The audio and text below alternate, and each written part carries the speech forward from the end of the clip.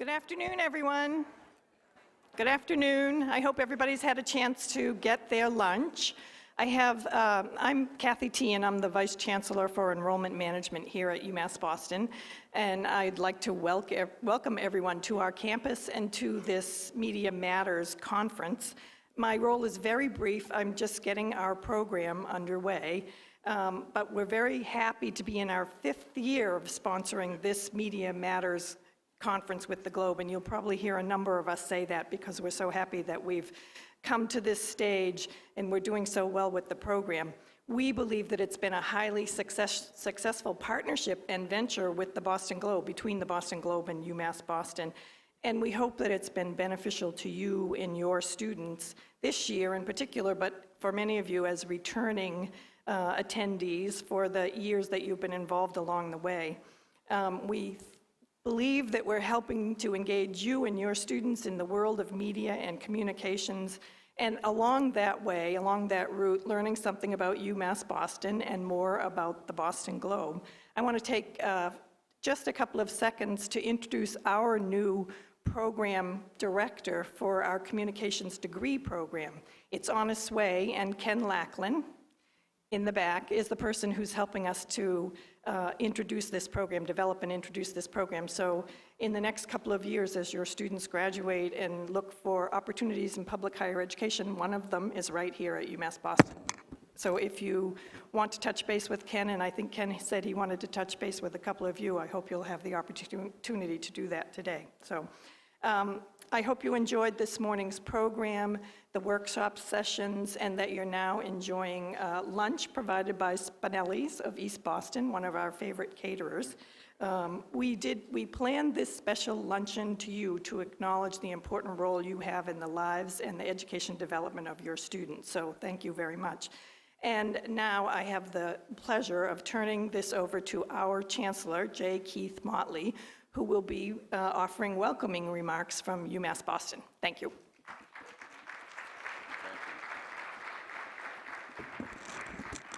Thanks a lot, Kathy. Hey, Ken, stand up again, man.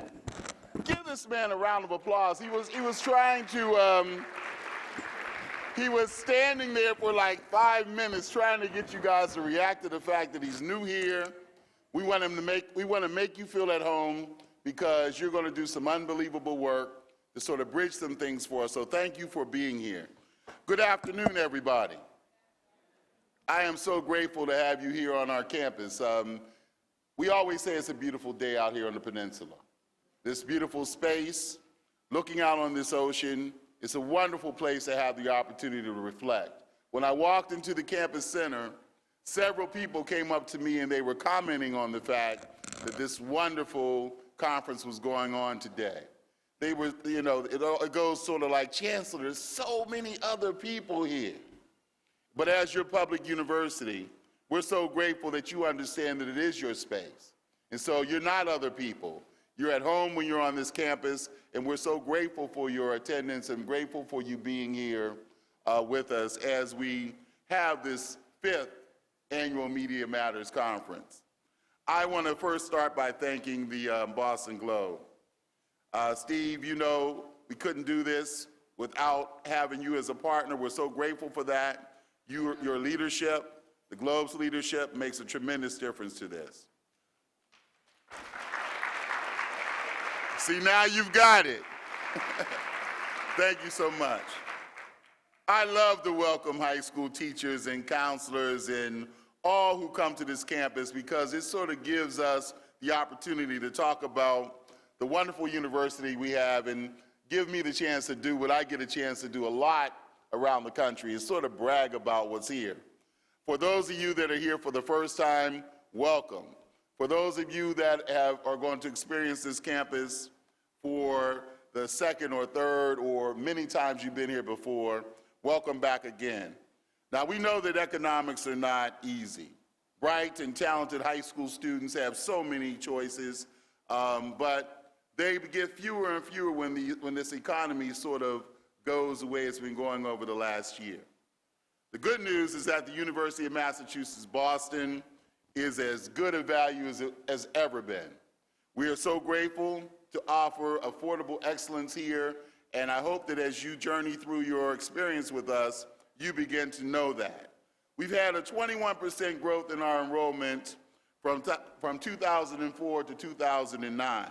We're close to 15,000 students here on this campus, and that's probably why many of you had I hope you had a hard time parking. Because that's good news for us if you had a hard time parking getting in here. Because that means that we're ahead of schedule with the 15,000 students that we set as a strategic goal for our campus. And these are students that come from all walks of life, but they are quality students. They've sustained a grade point average of 3.0. We had our fall open house a few weeks ago. You could not get in the doors here. Over 3,000 showed up for that open house. We put tents out front, a giant tent out there to house the people that wanted to go and look at the residential opportunities that are so close to this campus. There's such an interest in this institution, and we're so grateful for that. There are tremendously talented people teaching here, but the quality of our programs, including the professional development programs, offered for folk like you, educators that are wanting to sort of retool. Those things exist right here on this campus. So if you're not already enrolled, there are so many opportunities for you to get enrolled here. Your students here for the Media Matters Conference might be interested to know that we have excellent undergraduate honors programs here. This year, it grew to nearly 300 students. We've got a very active chapter of Golden Key, and I had the honor of inducting about 130 new members. Last Monday, it was an outstanding celebration where we received recognition for one of the most outstanding campuses in the country in Golden Key Honor Society. And so we're so grateful for that. Student writers would also be interested in our student newspaper, the Mass Media. But if you don't want to write on the Mass Media, there's an honors program publication called The Lux. All of that, I hope, will be available to you today so that you can see the kind of quality that our students offer here on the university. We also offer internships and the same kinds of opportunities that any first-rate university offers, right here on this campus. I know that this is a challenging and disruptive time for journalism, which makes this conference all the more timely and important. We also recognize the critical place that a healthy and a free press has in what we call the fourth estate, holds in our democracy and in the maintenance of our freedoms.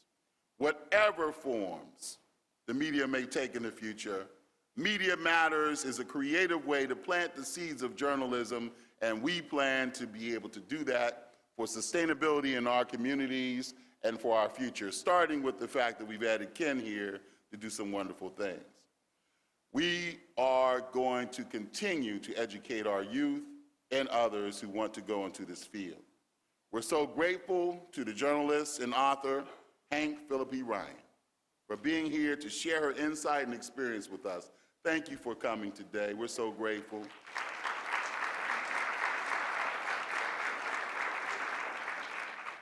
We're also very grateful to have with us the publisher of the New England Journalism Institution, Boston's paper of record, a former director of the New England Press Association. He has nearly 30 years of journalism experience, including leadership positions with regional newspapers, groups, and various New York Times company-owned papers. So much so, I can't even say it all in one breath. It's been breathtaking to have the relationship that we've had over the last few years. He's someone that when you ask him to come, even though it's right here on the peninsula, he's changed the culture of how we do business together. And that's what you see in this room today. Words, deeds, all of that in action. And we're so grateful to have a friend and whom I'm welcoming into the rostrum today, Boston Globe publisher, Stephen Ainsley. Let's give him a round of applause.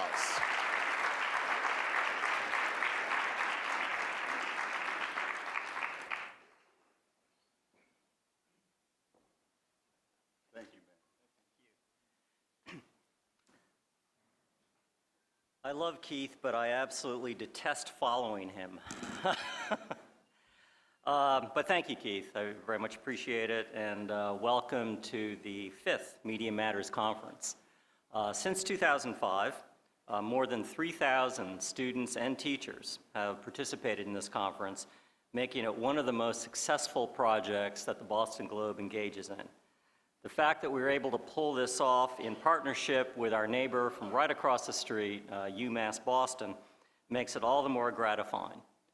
This conference simply would not happen without the support of my friend and colleague, Chancellor Mcnally, and his dedicated team, and we cannot thank them enough for their participation. So let's see if I'm as good at this as he is. Please, let's give him a round of applause.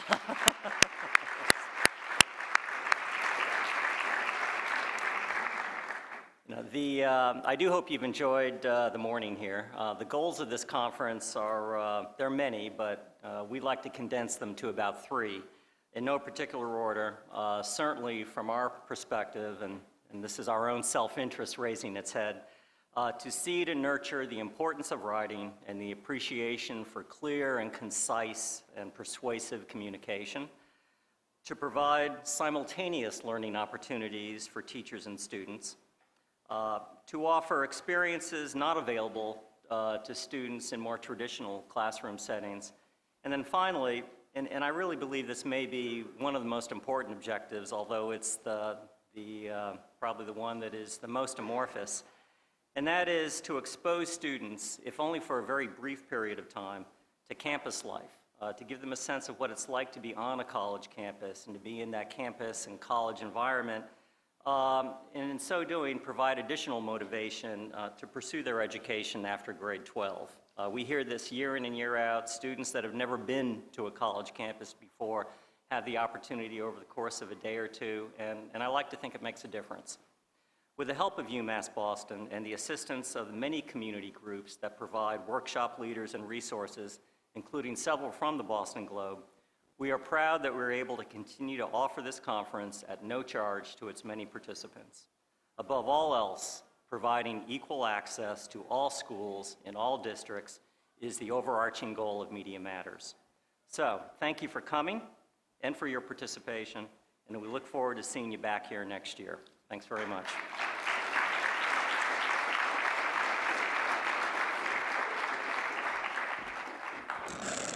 Hello, everybody. My name is Lisa Johnson. I'm the Associate Vice Chancellor for Enrollment Management. Kara Lang is the publications advisor and board member for Journalism Education Association. Founded in 1924, JEA is the only independent national scholastic journalism organization for teachers and advisors. This volunteer organization has 2,100 members, which include journalism teachers, publications advisors, media professionals, professional associations, advisor organizations, libraries, yearbook companies, newspapers, radio stations, and departments of journalism. The Journalism Education Association headquarters are located in Kansas State University in Manhattan, Kansas. Kara Lang, a former English teacher, also does freelance work for the Washington Post, Newseum, and the First Amendment Center. Please join me in welcoming Kara Lang.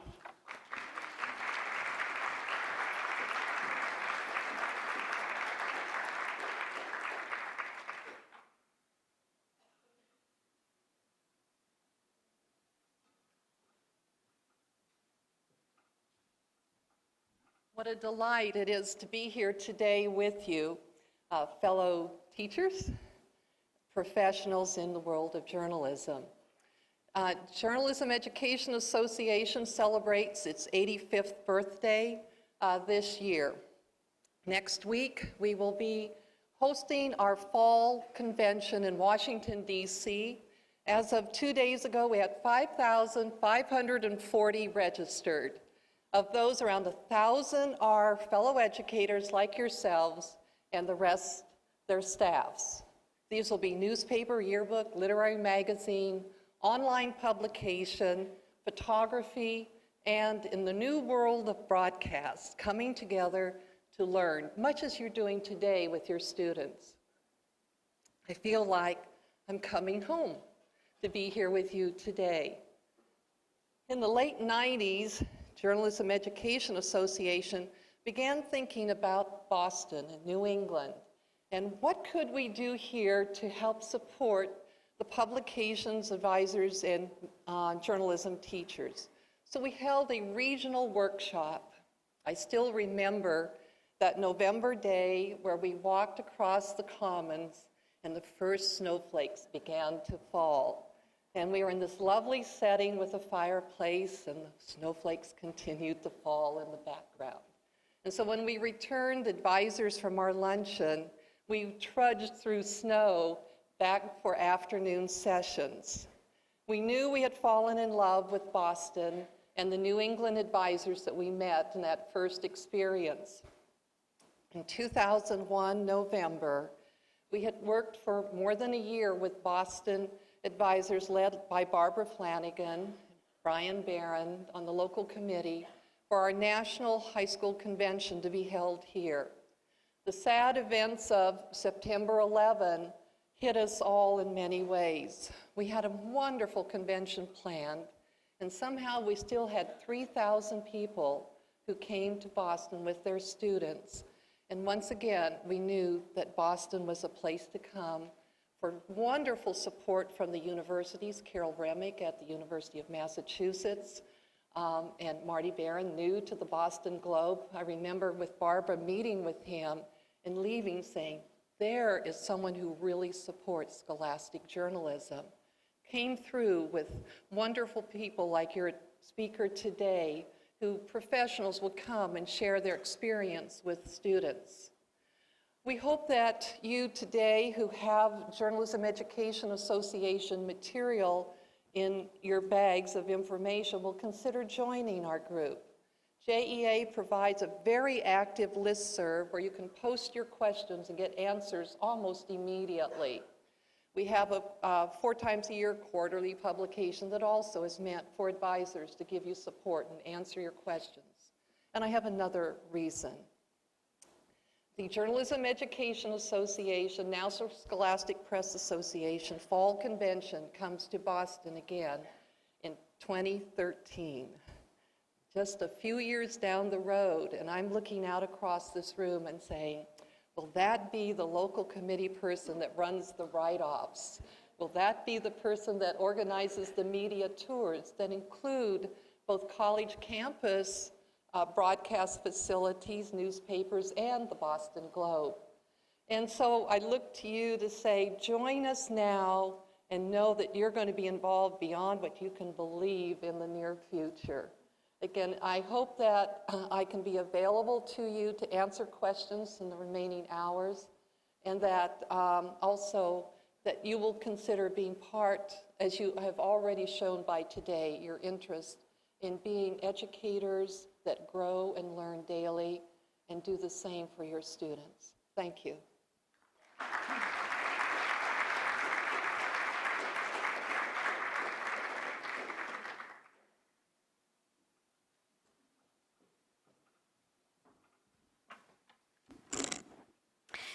Award-winning investigative reporter Hank Phillippi Ryan is currently on the air at Boston's NBC affiliate WHDH Channel 7 News, where she has broken stories for the past 22 years.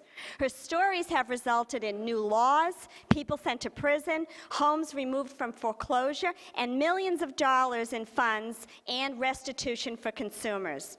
Along with her 26 Emmys, Hanks won dozens of awards for journalism. Before moving to television journalism, Hank was a legislative aide in the United States Senate, working on the Freedom of Information Act, which must have come in very handy for her investigative work. She has also spent time as a print reporter for the Rolling Stone. What you may not have known before is that Hank is also an accomplished novelist. Her first mystery, Primetime, won several awards, including the prestigious Agatha Award for Best First Novel. Her next 2 books, FaceTime and more recently Airtime, were also bestsellers. After reading Airtime, a real page-turner set throughout familiar towns in Massachusetts and Connecticut, I will never buy another counterfeit or knockoff handbag. Thanks for a great story, Hank. Even though it's fiction, there is some basis in fact. We are all very pleased to provide all of you today with a complete collection of Hank's books. She's even offered to sign some of them if there's time at the end of this luncheon. Please join me in welcoming Hank Phillippi Ryan.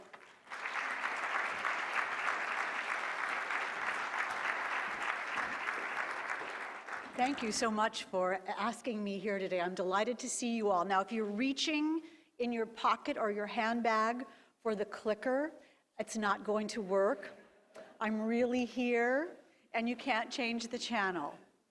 I want to thank the Globe and UMass for asking me here today.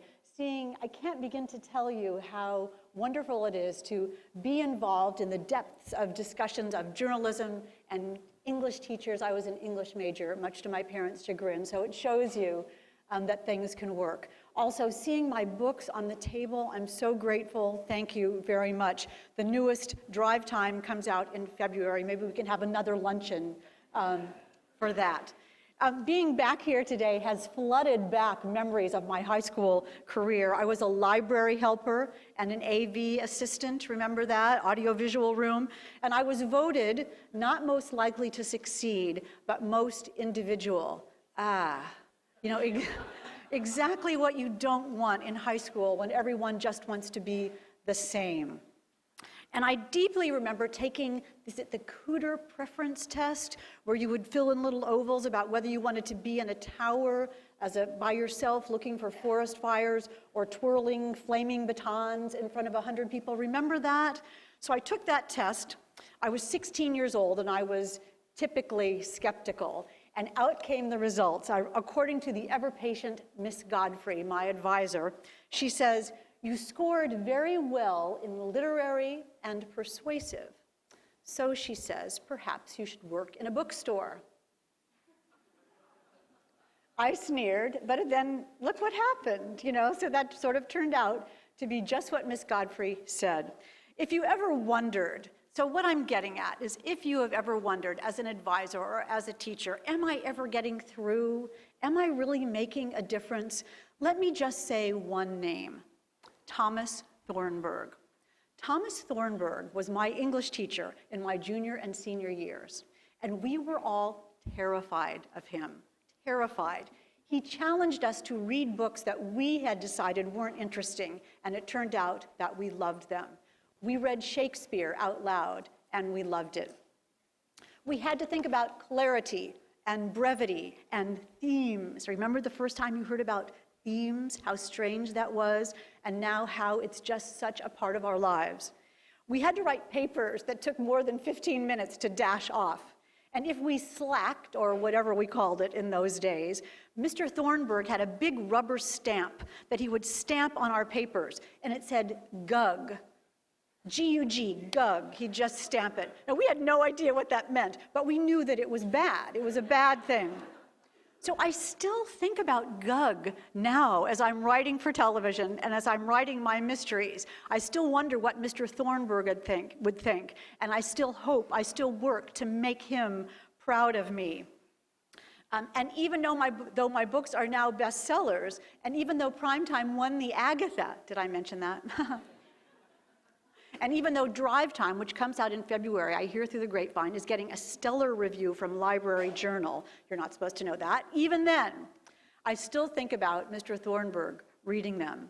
And as a result of that one teacher, well, if you look in the acknowledgments of Primetime, he's there. And if you read the books, and I hope you will, you'll see that there's a possibly heartthrob character. I'm not going to tell you if he turns out to be a good guy, who's not a Navy SEAL or a police officer or a detective or a corporate president. He's an English teacher.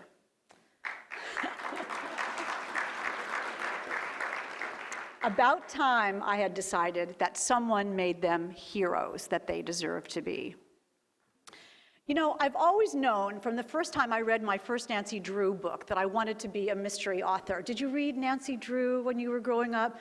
The Clue in the Old Clock and The Clue in the Diary, which I thought was Clue in the Dairy for the whole book. I'm looking for the cows, which never came. But of course, my life went a different direction. I got my first job in broadcasting in 1970, and when I speak to college students and journalism students, and they say, how do you get your first job? How did you get your first job? I say, I'll tell you, but don't try it. It was 1971-ish, and I was living in Indianapolis, my hometown, and I had worked for a political campaign in Indianapolis, and we were valiant in defeat. I mean, we didn't just lose, we tanked. So I went to the biggest radio station in Indianapolis and said, I'm interested in a job as a reporter. So the news director back then said, well, do you have any journalism experience?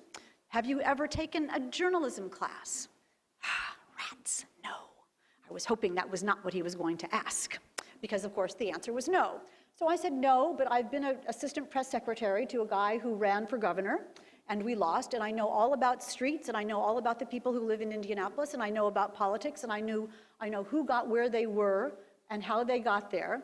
And your license is coming up for renewal with the FCC, and you don't have any women working here. And that's how I got my first job. But I realized in that one moment of sort of, I wouldn't do that now, and I'm proud to be part of the cohort of women who back in the 70s began to break those barriers in broadcasting, and I'm proud to tell students now it wouldn't work for you again. But I walked through a door, whether it was from my own naivete or my own hyper self-confidence, or I didn't know enough to be afraid, that I found my calling, just in that one moment. Since then, I've wired myself with hidden cameras, confronted corrupt politicians, and chased down criminals. Quickly in my TV stories, we've discovered flaws in the 911 system that were sending emergency responders to the wrong place, and as a result, that system was changed. We discovered heartbreaking ripoffs in the home improvement and mortgage lending industry, and several new laws were passed as a result of our stories. We found that there was not one person of color on federal jury pools in Massachusetts for years. I'm not talking about on the jury, but I'm talking about in the jury pools. We found out why that was happening, and now that's getting changed. I've had people confess to murder, and people insist that they were innocent. But what you're doing in writing a real-life story for television news, or a mystery straight from your imagination, even though those seem like very different things, I've come to realize that they're very similar. Although, of course, in writing for television, you cannot make stuff up. You're not allowed to do that, only in fiction. But in writing for fiction and in writing for television, you're looking to tell a great story with compelling characters, with a conflict that's important. You're tracking down clues, you're looking at documents, you're following leads, you're hoping that the good guys win and the bad guys get what's coming to them. You're looking for a fair and satisfactory ending, and you're looking for justice, and if you're lucky, you might change the world. In TV news and in writing fiction, it's the same. It's all about learning to tell a good story. I come to you as the poster child for following your dreams. 50 years after I first thought about writing mysteries, I had a good idea for a plot. As I said, I'd always wanted to write mysteries before then. I just didn't have a good idea for a story. This is a big problem when you're trying to write a mystery. But one day, I was deleting spams from my email, and by mistake, I opened one. And it said in the header, the subject line, refinancing help for you. But in the body of the email, clearly a spam, it said, it had lines from what looked like a play from Shakespeare. And I thought, why would there be lines from a play from Shakespeare in what's clearly a spam about mortgage refinancing? And it crossed my mind, maybe it's a secret message. And then I thought, my plot, my plot, my plot. That is the story that I've been looking for 50 years, and that's what became prime time. So it shows you, you never know what's around the next corner. As a result of that one spam email, I created Charlotte Mcnally, a 46-year-old television reporter in Boston. I made her younger than I am because I'm the author and I can do whatever I want. And if we have time for Q&A, and I hope we do, somebody asked me why Charlie is 46, but the answer cannot leave this room. Anyway, Charlie Mcnally is smart and successful, but she's married to her job, And she begins to wonder what happens to a television reporter who's married to her job when the camera doesn't love her anymore. So she's on the hunt for the story that will save her career. Now, they're fast-paced, they're page-turners, they're mystery, and they're fun. But remember the themes that Mr. Thornburg taught me about. Charlie's also thinking about where she is in life. She remembers when people used to ask her, what are you going to be when you grow up? Remember when people would ask you that and you would say, oh, I'm going to be a geneticist or a firefighter or whatever there was. But at age 46, Charlie realizes that there is no more what are you going to be. There's only is. For her, there is. And she realizes that she's made some decisions along the way, and other decisions have been made for her. That some doors have been opened to her, and some doors have been slammed in her face. And some decisions she didn't even realize she was making.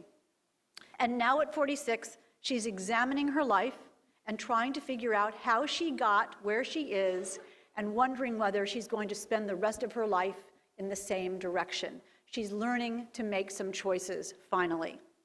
And what you do every day is to give your students the confidence to make those decisions, to see that decisions are being made. They'll remember you. They'll think of you, even if it must sometimes seem as if they aren't. They'll remember you listened to them. You cared about them. You opened doors for them, even though they may not have seemed to walk through them at the time. You're creating little time release people, little time release people. You just don't know when your magic is going to be released. You know, I read an interview with Anne Sexton once, and she was asked, what in the final analysis can a teacher really give students? And her answer was one word, and that is courage. And that is what I hope I give you today, because that is what I know you will pass along to your students. When I finished writing Primetime, I called my husband into my study, and I said, sweetheart, watch this. And I typed the end. And I burst into tears, because I knew at that moment something had changed in my life. I knew at that moment I had come into my own as a storyteller and a writer. I knew no matter what happened with my writing career after that I had made a decision, I had made a choice, and I had followed my dream. But of course, I shouldn't have cried when I typed the end, because it wasn't the end at all. It was just the beginning. It was the beginning of a new part of my life. Without typing the end, I wouldn't be here with you today. So I thank you very much for inviting me to speak with you this afternoon. Thank you again to the Globe and UMass for the wonderful books, and I'd be happy to answer any questions that you have. Thank you so much.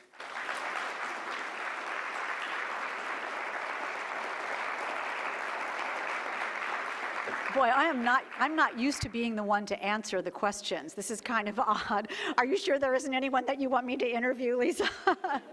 Yes. Why is Charlie 46? Okay, so just here among friends, just so you know about the craziness of the publishing world.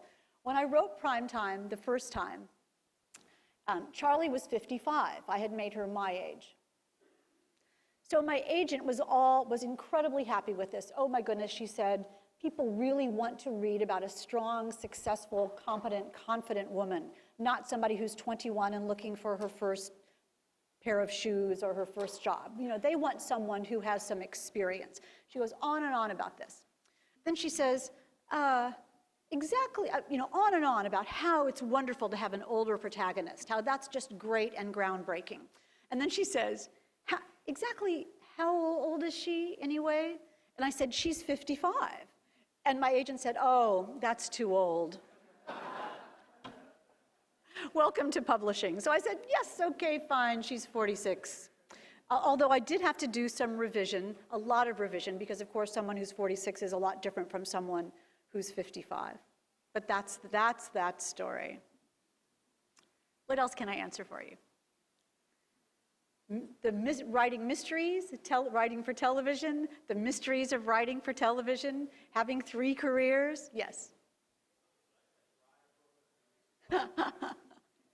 Okay, I can help you fix your dryer, you know.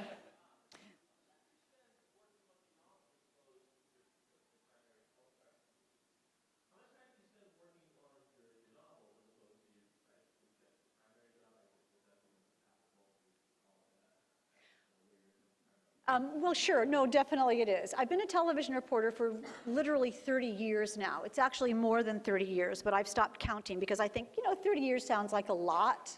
He doesn't really have to say, I don't really have to say it's actually 30, however many it is. And one of the things that gave rise to primetime is how much I totally focused on my job all the time. I mean, it's literally all I thought about until I got the idea for this novel. And then some serious juggling started happening. I have to tell you, sleep was the first to go, absolutely. And then cooking. I'm a good cook. I used to make dinner. Forget about it, I don't do that. Vacations, no more vacations, no more movies, no more dinner parties.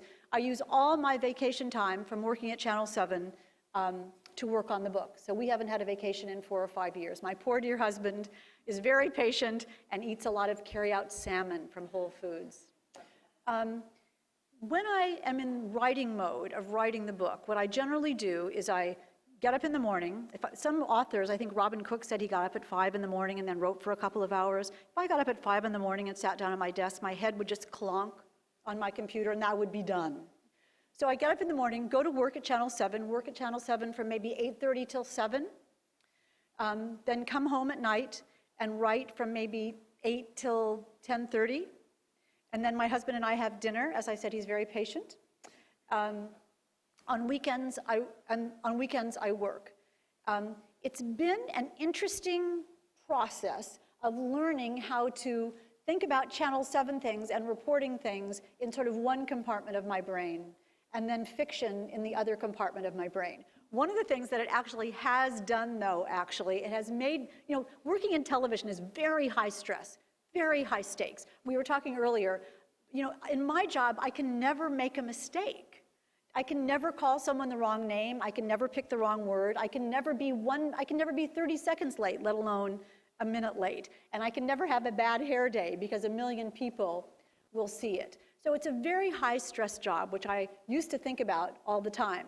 But now that I have fiction to turn to, when one of those things happens that just makes you want to rip your hair out in journalism, I just think, oh, fodder for the novel. And it really has made me look at the world in a very different and more sort of humor-filled kind of way. The stress becomes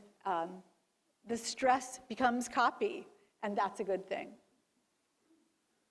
Who else? Yes.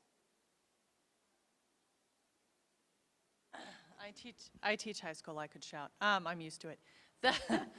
What's the journalistic achievement, not in terms of awards that you've won, but in terms of things that have happened because of your stories? Is there one or two particular that you're really proud of, that you felt at the time, this is it, that I could die happy now having done this?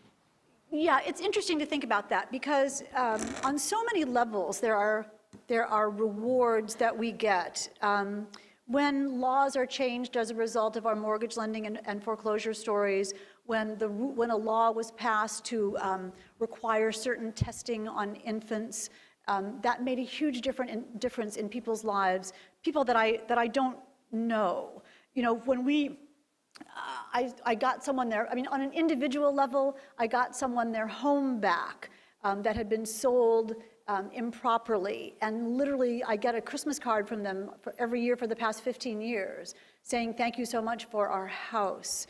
On a bigger level, the 911 system, we found incredible flaws in the way the 911 system worked that was literally sending emergency responders to the wrong address. And the person in charge of 911 in Massachusetts had no idea that this was happening. And we had to battle all the way up to the Attorney General's office to get they had told us, the state had told us that the information about mistakes in 911 responses were not public documents. So we said, of course, they're public documents and we want to see all of them. And they said no. And the Secretary of State ordered them to turn them over, and they said no. And finally, the Attorney General ordered them to turn over these, they were called discrepancy reports. So they were a piece of paper for every time there was a mistake. And what was delivered to my office were 2 huge corrugated cardboard boxes that looked like you just took your desk and just swept all the papers off of your desk, because no one had ever analyzed or kept track or coordinated these mistakes. I took this box of documents home, 2 boxes of documents, and spread them out on my living room floor and organized them by city and by chronologically. And there were so many documents, and it was in such disorder that my hands were literally bleeding from paper cuts of organizing these papers. And all the while I was thinking, this is such a treasure hunt. This is such a gold mine. Give me a box of documents and I can rule the world, because I realized that I can find out anything. And I knew that as a result of this research, I was soon going to know something that no one else knew. The state didn't know how many mistakes it made in 911 calls, and the state didn't know how long it took them to correct those errors. And as a result of our story, the person in charge of 911 was reassigned, and the entire system was revamped. So you see how we start out with this germ of hoping to change the world. You start out with a phone call from one person. That story started with a call from one person who said that her son had been in trouble. She had called 911, and 911 had not arrived.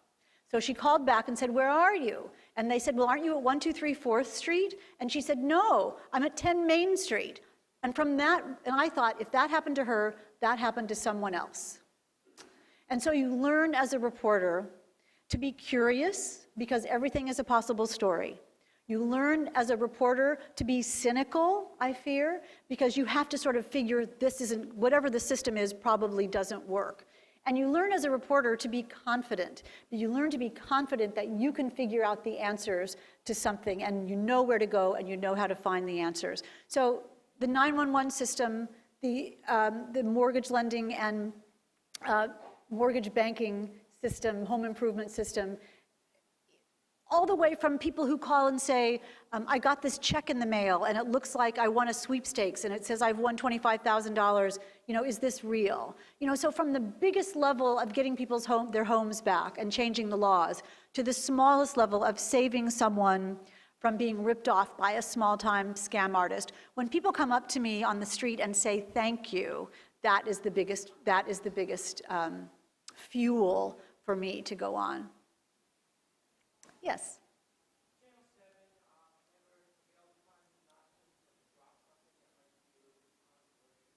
No. Not that's been, no. I mean, if you think about it, okay, just between us. A long time ago, at a Christmas party, my boss asked me what I was working on for my next story. And I said, a big, big expose of Stop and Shop. And he goes, because of course they're a huge advertiser. But it wouldn't, and that was a joke, that's a little journalism joke. But if I actually had been working on that, I could have done it. We've done big stories about how, for instance, the unit pricing, you see the unit prices at big stores, how those unit prices were just wrong. They were just completely miscalculated. And so exactly the things that are supposed to point you to the bargains were misleading you. And we named every store.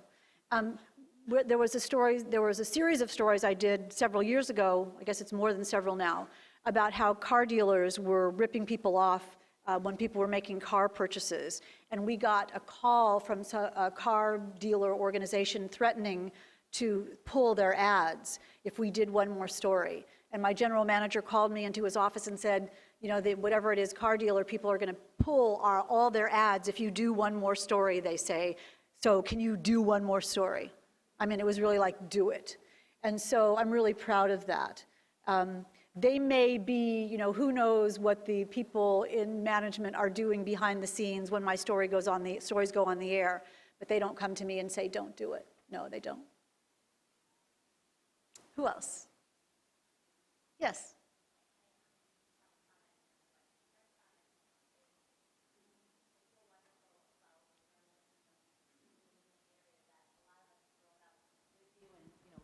idea of like, we know you to some degree, and I wanted to She thank was saying you. that people around here have grown up with me, but because they were really, really young when. Yeah. and She knew me when my hair was brown. That's right. Remember that? And on a personal note, in all honesty, the consistency that you've provided New England is definitely commendable. And my father, who's a news junkie, loves to watch you and really is jealous that I'm here today because you've actually gotten through, helped our family get through hard times with personal issues because the consistency of turning you on, turning on Channel 7. So just as a compliment there as a journalist. And secondly, my question is, what do you think about infotainment? Like how Channel 7, 4, 5, they all have that segment now of, about, again, entertainment, Britney Spears and all those pop culture people that used to not be part of the news. First of all, thank you for the compliment. That is lovely. And that's exactly what I was talking about before. People see me in the grocery store or see me on the street and they say, oh, hi, Hank. And I'm sort of going through my Rolodex. Like, am I supposed to know them? Am I supposed to know them? But it's because people do think they know me, and I'm so grateful for that. I mean, that's one of my favorite things in the world, is to know that, I look at the TV camera and we don't know who's on the other side. We just have to hope that something is happening as a result of what we do. And we do love it. It's very difficult, like your jobs. It's too difficult to do if you don't love it. The stakes are too high if you don't love it, and that's the same as TV. When it comes to infotainment, I think that's so interesting, and here's why. Remember, when I was growing up, there were 3 channels, right? There were 3 channels, and one kind of fuzzy other channel that had cartoons from time to time that you could watch. And to change the channel, you had to get up and change the channel. Well, you don't have to do that now. And 2 things. So now you don't have to get up to change the channel at every second. Every second, if you're instantly bored or instantly distracted, you just turn the channel, and we know that. So in television, we don't want you to change the channel. Secondly, if I'm on secondly, there are 900 channels now, not 3 or 4, 900 channels. So if you want sports, you can watch 1 million sports channels, all the sports. If you want weather, remember when the Weather Channel came on and we all thought, who's going to watch the weather for 24 hours? And now there are like 6 weather channels. How can there be? So can I tell you a really do you have time for a really fast story? In 1980, I worked in Atlanta, and then I promise I'll get back to that. Just to show you how the business has changed. In 1980, I was working in Atlanta in television. I worked there for 5 years, and I got a call from a guy who asked me to come over to their new office, that they were starting a new project. And I came in and he told me that they were starting a 24-hour news network. There was going to be news on all the time. And they wanted me to be their Los Angeles bureau chief for this new national 24-hour news network. And they said, well, we're thinking of calling it CNN. So I said, that's never going to work. I was so smart. So I didn't take the job. I'm happy, though. No, I really am. Anyway, now there are 900 channels, one of which does not have me on it. And I think what people are trying to do is give everybody something to watch. That's why sometimes you'll watch television and it seems like it's all promos. Coming up is this, coming up is this, coming up is this. That's really when someone says, what should we put in the promo for your story? I say, why not just say, please, please, please don't turn the channel? Because that's what it's really about. When you read the newspaper, when you have an actual newspaper in your hands, the same info is in that newspaper, whether it's entertainment or serious journalism, investigative journalism, or local news. But you can read that in any order that you want. So you can have the fun and the joy of flipping through the newspaper and turning to the comics first if you want. But if we put the comics on first, people would say, what are you putting that on for? So we decide what the order is of what's on TV. So the goal is to reach the broadest number of people in the fastest amount of time. I think we're in a time of huge, unbelievable media transition, more than there has ever been before. And I think we're going to ride through this time of transition and see what happens as a result. So yeah, they're going to be, when I was growing up, there were three newscasts, and it was on at 6:30, and that's all there was. And you watched Chet and David, or you watched Walter Cronkite, and that was your news, and they chose what you saw, and that was all. Now the news is on. Whatever anyone decides to call the news is on all the time. So we're just madly offering whatever you might want, whether it's the lightest possible thing or the most serious possible thing, and we hope that you'll stick around for all of it. It's very tough and very interesting times. Yes? This is the suspense part, I think. Oh, please don't let this be a hard question. I was thinking about the comment you made when you said you turned down the CNN job, because your first reaction was it doesn't work. I'm just wondering now, here in 2009, I advise a high school newspaper, and it's so difficult in these times of 24-hour media to produce, a little newspaper that you think someone might actually read. I wonder if your comment is more true than it seems when you said that's never going to work, because I'm just wondering, as a journalist, how you feel about this idea of a 24 hours news cycle where we always have to be creating stories, and that's where things like school children singing in February about Obama suddenly become, they get bigger than they need to be, maybe because we got to fill the time, So does it work? Were your instincts in 1980 maybe better than you thought? Yeah, I was so right. I was so right. I think it's the transition thing. I remember asking a news director many, many years ago.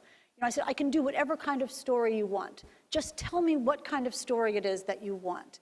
And he paused and he said, an interesting story. And I thought, oh, what an interesting story. And that was right. He was right.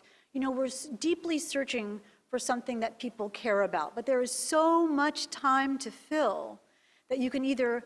And we know that, we know from this is me changing the channel. We know from the ratings when people turn the channel, at every minute when they turn the channel. And we know that people's attention spans are so much shorter. And we know that the amount of stuff that we can know is so amazingly impossible. I mean, I read the 3 newspapers in the car on the way to work every day. And almost every day I say to my husband, how am I supposed to know all this knowledge? How am I supposed to know this? How do I pick what's important? Is it like the White House menu? Is that what's important? Or is it Palestine? Is that what's important?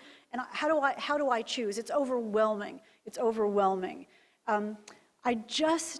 Writing for a student newspaper, I think that's such the essence of journalism, to ask your students, what do you care about and what really makes a difference? I mean, that is giving them, as I was saying earlier, the courage to make decisions about what's important to them and what the ripple effect of what they do is and how things have consequences and why things matter, and learn to be an analytical thinker and not just let something bombard your head and then come out the other side. It's very difficult. Did it work? Yeah, it worked. Yes, I think it does work. Whatever work means, because we're learning now how to hear things and how to see things and how to compartmentalize things. It's something we all have to learn to juggle. And we decide when, we decide to turn it off. Sometimes I'm reading my email and I just think, I'm turning this off. I'm just not going to look at it. I'm going to see how long I can go without reading my email. And it's like 3 minutes. Because something might happen. What did we do before that? We're used to it now. So I think it's going to be very interesting to see how this, the input explosion continues. But yeah, it worked. It worked. It's too much, but it worked. Anything else? Are we done? Thank you. I will be delighted to sign books. I'll be delighted to talk with you. Please look for Drive Time, my one last pitch. This is what happens when you're an author. One last pitch, Drive Time in February. Thank you. If your journalism classes or English classes would like me to come talk, there is nothing that I love more than connecting with the journalism students. So please contact me through my website or through my email, which I look at every minute of every day. And I'd be delighted to talk with you about that. Thank you so much and have a wonderful day.